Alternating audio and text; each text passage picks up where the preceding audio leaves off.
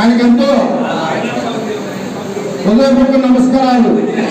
అలాగే ఈరోజు రాంబాబు గారు బదిలీల సందర్భంగా ఎంతో ఘనంగా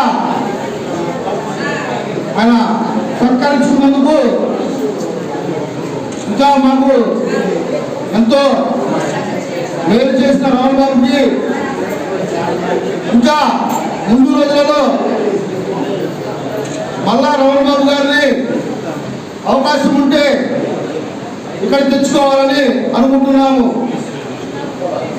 అలాగే ఈరోజు ప్రతి ఒక్క కౌన్సిలర్కి, కౌన్సిల్ మెంబర్లకి, అలాగే మున్సిపల్ సిబ్బందికి నా హృదయపూర్వక నమస్కారాలు తెలియజేస్తూ ఈ కార్యక్రమాన్ని ఇంతటితో ముగిస్తూ సెలవు తీసుకుంటున్నాను. మన రాంబాబు గారు